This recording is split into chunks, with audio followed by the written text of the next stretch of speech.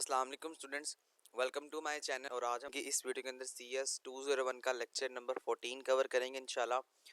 और वीडियो में स्टार्ट करने से पहले मैं आपको एक बात क्लियर कर दूं, आपने बाकी जो प्रीवियस लेक्चर्स हैं ना वो लाजमी क्लियर करने हैं, उसके बाद ही आपको जो है वो ऑनवर्ड समझ आएगी प्रोग्रामिंग की। अगर आपने पहले लेक्चर क्लियर नहीं किए तो सिर्फ 10-10 15-15 मिनट की मेरी वीडियो का ड्यूरेशन है, तो मैंने इसलिए छोटा रखा हुआ है कि मैं आपको जो है वो कम ड्यूरेशन में ज़्यादा समझा सकूं। तो लाजमी क्लियर करें। प्लेलिस्ट का लिंक आपको at the end of the video भी मिल जाएगा और डिस्क्रिप्शन में भी जो है वो मिल जाएगा। तो चलते हैं अपनी वीडियो की तरफ। तो इसके अंदर आपने क्या पढ़ना है, आपने इसके अंदर पॉइंटर्स का कॉन्सेप्ट पढ़ना है और ये बड़ा इंपॉर्टेंट कॉन्सेप्ट है पॉइंटर्स का। ये फाइनल टर्म में भी जाके जो आपके ऑनवर्ड 22 से लेक्चर स्टार्ट हो रहे हैं उसके बाद भी जाके ये आप कॉन्सेप्ट जो है वो लेकर चलेंगे। फिर आपका डिक्लेरेशन ऑफ पॉइंटर होगा, आप एज यूजुअल एग्जांपल देखेंगे पॉइंटर्स और कॉल बाय रेफरेंस को देखेंगे और एट द एंड आपकी एग्जांपल 2 होगी। तो सबसे पहले पॉइंटर्स होते क्या हैं इनके बारे में हम जानते हैं या बात करते हैं। तो देखें, आपको ये बता रहा है कि आप प्रीवियस लेक्चर्स में पॉइंटर का जो कॉन्सेप्ट है वो लेकर आए हैं। पॉइंटर एक स्पेशल टाइप का वेरिएबल होता है which is memory address in which a memory address is stored, जिसके अंदर मेमोरी का जो एड्रेस होता है वो स्टोर हुआ होता है। ये बात याद रखिएगा, ये इंपॉर्टेंट डेफिनेशन भी है, आपके मिड टर्म में पूछी जाएगी और ये आपसे MCQs की फॉर्म में भी पूछा जाता है। तो इस चीज़ को आपने याद रखना कि pointer is a special type of variable. Pointer एक टाइप है वेरिएबल की जो कि स्पेशल है और इसके अंदर मेमोरी का एड्रेस जो है वो स्टोर होता है। They contain a memory address, ये कंटेन होता है मेमोरी एड्रेस पे, note the value of the variable, जबकि वेरिएबल की मेमोरी या वेरिएबल जो है वो नहीं होता। बेसिकली जो पॉइंटर होता है जहां पर आपका वेरिएबल पड़ा हुआ है वो आपका एड्रेस जो होगा पॉइंट है। तो ये आपको यहाँ पर बता रहे हैं, एग्जांपल आपको दे रहे हैं कि when a value is referred, जब आप वैल्यू रेफर करते हैं by a normal variable, normal variable से, तो ये आपके पास डायरेक्ट रेफरेंस कहलाती है। ये पॉइंट्स याद रखिएगा, इसलिए मैंने हाईलाइट्स किए हैं कि ये आपके लिए बहुत ज़्यादा इंपॉर्टेंट है। अब वाइल द वैल्यू रेफर, जब आपकी वैल्यू रेफर होती है through the use of memory address, memory address को इस्तेमाल करते हुए may be non as indirect reference, तो वो आपकी इनडायरेक्ट रेफरेंस कहलाती है।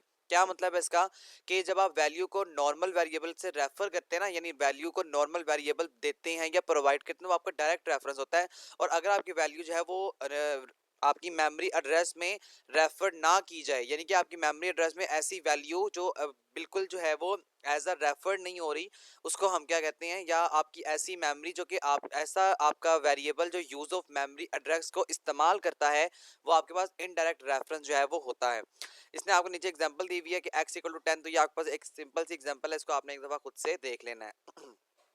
यहाँ पे आपको वही एग्जांपल्स बता रहा है कि डायरेक्ट रेफरेंस क्या होता है और इनडायरेक्ट रेफरेंस जो है वो क्या होता है। देखिए यहाँ पे x इक्वल टू 10 आपके पास डायरेक्ट रेफरेंस होगा। अब आपको पता लग रहा है कि x की वैल्यू 10 है, जबकि इनडायरेक्टली रेफरेंस आपको पता नहीं लग रहा कि हाँ भाई ये 10 लिखा हुआ है, लेकिन यहाँ पे क्या है, यहाँ पे कोई वैल्यू आपके लिए यहाँ पे उन्होंने स्टोर जो है वो नहीं की हुई। तो यहाँ पर कोई वैल्यू जब होगी नहीं तो आपको पता नहीं लगेगा कि ये x की वैल्यू है, ये y की वैल्यू है या ये z की वैल्यू है। तो इसको हम इनडायरेक्ट रेफरेंस जो है वो कहते हैं, या इनडायरेक्ट रेफरेंस का नाम इसको दिया जाता है। नेक्स्ट पे मूव करें तो आपको कुछ कॉल बाय नेम के बारे में बता रहा है और कॉल बाय एड्रेसेस के बारे में बता रहा है। देखिए, आपकी कोई भी एक मेमोरी है ना, जिस तरह मिसाल के तौर पे ये आपके पास एक मेमोरी है। अब आपकी मेमोरी के अंदर आपका एड्रेस होता है, ये आप एक ब्लॉक कर लें, ये 2 ब्लॉक, ये तीसरा ब्लॉक। अब आपने यहाँ पे कोई डेटा स्टोर किया हुआ है तो इस डेटे का एड्रेस होगा, इस डेटे का एड्रेस होगा। अब ये एड्रेस कौन आपको बताएगा, ये आपको आपका पॉइंटर बताएगा। तो इसको हम कहते हैं कॉल बाय एड्रेस, ठीक है। इसको कहा जाता है कि जो जिस तरह आपने मिसाल के तौर पे आपने किसी के घर जाना है, अब उसके घर का एड्रेस आपको पता होगा तो आप जाएंगे, अदरवाइज आप नहीं जा सकते। दूसरी वैल्यू या दूसरी बात जिसका हम नाम देते हैं कॉल बाय नेम का, जिस तरह मिसाल के तौर पे किसी का नेम अली है, किसी का नेम साकिब है, किसी का नेम जो है वो आकिब है, किसी का नेम आलियान है, अयान है। तो ये तमाम तर नाम आपको जब आपको बुलाया जाता है कि जनाब अली, तो आपका अगर नेम अली है तो आप फौरन मतवज्जा होते हैं, जी मुझे आप बुला रहे हैं। इसी तरह आप अपने वेरिएबल को बुलाते हैं कि x इक्वल टू दिस। अब देखिए x आपका एक वेरिएबल है, जिस तरह मैं कहता हूँ कि x इक्वल टू 10, तो ये जो आपका 10 है ना, ये आपका एक वेरिएबल है, ठीक है। अब इस वेरिएबल का नाम होगा ये वाला x। अब जहां पर मैं प्रोग्राम में x को कॉल करूंगा, ये x को x का नाम लूंगा, उसका मतलब है कि इसके अंदर 10 पड़ा हुआ है, हम 10 नंबर्स को या 10 की वैल्यूज को जो है वो स्टोर कर रहे हैं। ये आपका बेसिक सा जो है वो कॉन्सेप्ट है कॉल बाय नेम और कॉल बाय एड्रेसेस का। फिर उसके बाद हम डिक्लेरेशन पॉइंटर्स पढ़ेंगे कि पॉइंटर्स को डिक्लेयर कैसे किया जाता है। तो पॉइंटर जो वर्क करते हैं by pointing a particular data type, ये एक खास किस्म की डेटा टाइप के साथ जो है वो काम करते हैं। इनको डिक्लेयर कुछ इस तरह से किया जाता है, डेटा टाइप। अब वो खास किस्म की डेटा टाइप होगी आपकी, इंट हो सकती है, फ्लोट हो सकती है, डबल हो सकती है, करेक्टर या चार हो सकती है, स्टैरिक आप लगाएंगे और आप एट द एंड नेम लगाएंगे और एट द एंड आप सेमीकोलन लिखेंगे। जिस तरह यहाँ पे देखें इंट माय पीटीआर, पीटीआर का मतलब है पॉइंटर, उसके बाद आपने इसको सेमीकोलन को भी लगाना है। तो यही बात आपको, ये देखिए मैंने हाईलाइट कर दी, यही बात आपको बता रहा है कि पीटीआर जो है ये आपका पॉइंटर है और ये हमेशा ये जो स्टैरिक का साइन आपको नजर आ रहा है यहाँ से स्टार्ट होगा। स्टार से आपने याद रखना है कि स्टार एक पॉइंटर की पहचान है। अब इसने आपको मुख्तलिफ वैल्यूज यहाँ पे पुट करके दिखाई हुई है, पीटीआर 1, पीटीआर 2, पीटीआर 3। आप डिफरेंट तरह की जो वैल्यूज हैं आप जो है वो एक साथ लिख सकते हैं। उसके आगे देखिए, तो आपको कुछ बता रहा है कि इन दिस डिक्लेरेशन, इस डिक्लेरेशन में PTR is a pointer of data type int. अब जो पीटीआर है वो पॉइंटर है लेकिन इंट के साथ। यही बात आपको यहाँ पर जो है वाज़ेह तौर पे एक्सप्लेन की जा रही है। उसके आगे आप इसको कुछ एंड की फॉर्म में भी लिख सकते हैं, यानी PTR equal to and x, और एक्स भी लिख सकते हैं, नॉट एक्स भी जो है वो लिख सकते हैं। उसके आगे देखें तो पॉइंटर कंटेन होल नंबर, जो आपका पॉइंटर होता है वो कंटेन होता है, मुश्तमिल होता है होल नंबर पे, as they contain memory addresses, के मेमोरी एड्रेस पे ये कंटेन होता है, मुश्तमिल होता है। तो इसका काम क्या होता है कि ये आपको, यानी कि आपका जो मेमोरी का एड्रेस होता है ना वो 001, 002, 003 इस तरह की फॉर्म में होता है। तो ये आपके होल नंबर्स होते हैं जो जीरो से जो है वो स्टार्ट होते हैं। इंपॉर्टेंट कॉन्सेप्ट है, ये भी आपने अपने माइंड में जो है वो बिठा लेना है। तो देखिए यहाँ पे आपको ये बताया जा रहा है कि आपका एड्रेस, जिस तरह भी आपको मैंने बताया, ये आपका एड्रेस है, ठीक है। अब आपके एड्रेस के अंदर आपका जो पॉइंटर होता है वो वैल्यू को सिर्फ स्टोर करता है। आपने शनाख्त कहाँ से करनी है, आपने कैसे पहचानना है, आइडेंटिफाई आप ऐसे करेंगे। ये जो आपको यहाँ पे साइन, ये स्टार लिखा नजर आ रहा है, ये जो स्टार है ये आपके पास शनाख्त होती है किसी भी तरह की वेरिएबल की, ठीक है। तो इस स्टार से आपने समझ जाना है कि हमारा जो वेरिएबल है वो कौन सा होगा, या वेरिएबल या जो हमारा पॉइंट है वो कैसे हम यहाँ पर डिक्लेयर उसको कर सकते हैं। या आपको ये एज अ एमसीक्यू कुछ इस तरह से पूछा जा सकता है कि ये पॉइंटर है या नहीं है। तो आपको पता होना चाहिए कि जहाँ पर स्टार के साथ पीटीआर आ जाएगा तो उसका मतलब है कि वो आपके लिए यहाँ पर पॉइंटर ही कंसीडर किया जाएगा। तो ये इंपॉर्टेंट चीजें, फाइनल टर्म आपका पूरा इसी चीजों के ऊपर बेस करेगा। उसके आगे देखिए, अब आपका पॉइंटर जो है वो नल कब होता है, जब वो आपको रिटर्न करता है जीरो। ये बात याद रखें, जब आपका पॉइंटर नल का मतलब होता है नथिंग, कुछ भी नहीं। तो आपका पॉइंटर वहां पर नल हो जाएगा जहां पर वो आपको जीरो जो है वो रिटर्न कर रहा होगा। जिस तरह यहाँ पे देखें वॉइड fn, अभी आप यहाँ पर खुद से फंक्शन बना रहे हैं, ये आपने जो आपका लेक्चर 11 है उसके अंदर ये सीखा था कि खुद से हम फंक्शन कैसे क्रिएट जो है वो कर सकते हैं। यही बात आपको यहाँ पे सिखा रहा है कि आप पॉइंटर से खुद का एक फंक्शन भी जो है वो क्रिएट कर सकते हैं। कैसे करना है अभी आपको ये आपकी सरदर्द नहीं है, बस आपने सिर्फ इतनी सी बात को याद रखना है कि जनाब हमने अपना फंक्शन जो है वो पॉइंटर के अंदर इस्तेमाल किया है और ये किया जा सकता है। उसके आगे देखें तो आपको कुछ एक्सप्लेनेशन दे रहा है, सिर्फ ये आपकी जो है वो कुछ इस तरह की एक्सप्लेनेशन है। जिस तरह देखिए यहाँ पे क्या कह रहा है कि we can not write and x plus y. आप इस तरह नहीं लिख सकते हैं कि एक्स प्लस वाई के साथ एक एंड को आप नहीं लिखेंगे, बल्कि आप इसको इस तरह लिखेंगे एंड एक्स और एंड वाई। इस फॉर्म में आप इसको जो है वो लिख सकते हैं। ये आगे जाकर हम एग्जांपल में देखते हैं इंशाल्लाह, वहां पे आपको ज्यादा अच्छी तरह से जो है वो समझ में आ जाएगा। तो बबल सॉर्ट की आपको एक एग्जांपल दे रहा है, हम डायरेक्टली इस प्रोग्राम पे चलते हैं। तो वहां पे जाके मैं आपको समझाता हूँ। अच्छा, ये आपने याद रखना है, ये आपका स्वैप है, ठीक है। ये आगे जाके आपका कॉन्सेप्ट आएगा। स्वैप का मतलब होता है कि आपने एक टेम्प, एक वेरिएबल लिया, TEMP जो है ना, ये आपका एक टेम्प, एक नेम है, एक वेरिएबल है, और आप इसको x के बराबर रखते हैं, फिर x इक्वल टू वाई और y इक्वल टू टेम्प। अब इसका मतलब क्या है कि x y के बराबर है। इसका देखें इसका इनडायरेक्टली मतलब है कि x इक्वल टू वाई। कैसे इसका मतलब है मैं आपको समझाता हूँ।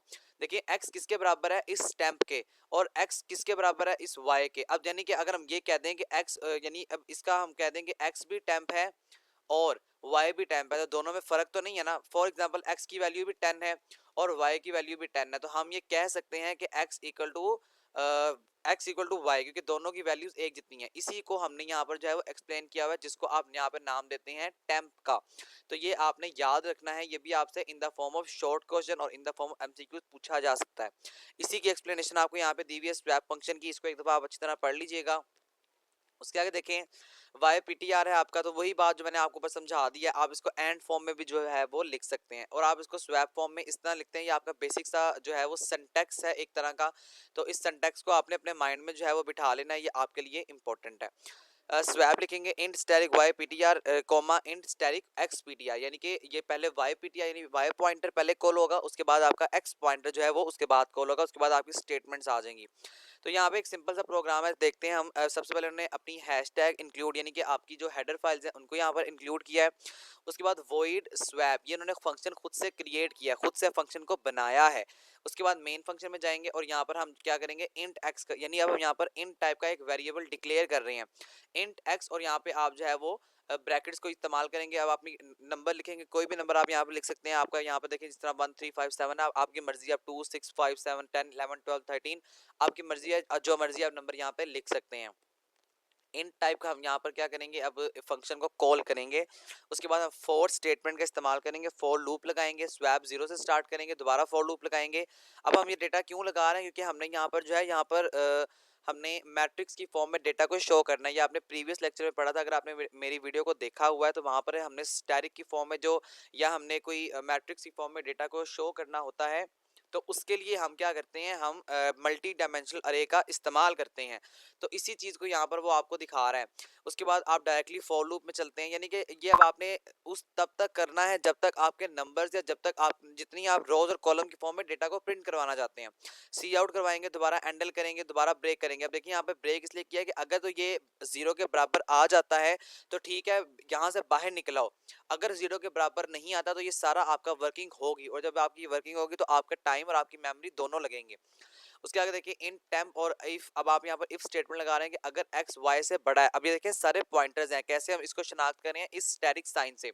अगर एक्स वाई से बड़ा है तो क्या कर दो, x y x equal to y, यानी कि इन दोनों को एक दूसरे से बराबर कर दो।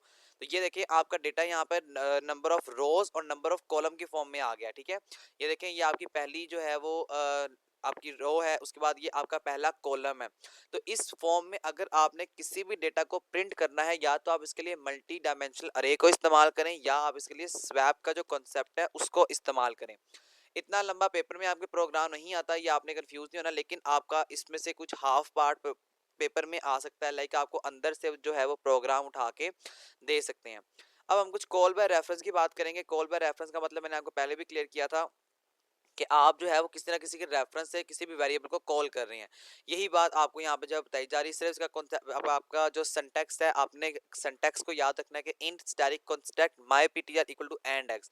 ये इसका बेसिक सा एक जो सिंटैक्स है वो है, ये आपसे पूछा जा सकता है। उसके आगे सारा आपको इसका सिर्फ यूजेज बता रहा है। यूजेज से मुराद यहाँ पर ये होती है कि हम इसको कैसे कॉल करते हैं। माय पीटीआर एक कांस्टेंट फंक्शन है, तो ये आपने सब कुछ किया हुआ है। हम ये भी आपने प्रीवियस लेक्चर में पढ़ा हुआ है कि जो CONST है ये आपका कांस्टेंट वर्ड है। इसका मतलब ये है कि आपकी वैल्यू जो है आपके पेपर में या आपके प्रोग्राम में कभी भी कांस्टेंट इसके अलावा जो आपने दी है उसके अलावा चेंज नहीं हो सकती। यही बात आपको यहाँ पे बताने की जो है वो कोशिश की जा रही है। सिंपल सी एक एग्जांपल है, इसको आप एक दफ़ा खुद से देखिएगा, नहीं समझ आएगी मुझे बता दीजिएगा, तो उसके बाद फिर मैं इंशाल्लाह आपको जो है करवा दूंगा। चलिए हम कर ही लेते हैं, छोटी सी एग्जांपल है, उसके बाद आपका लेक्चर भी खत्म हो गया है।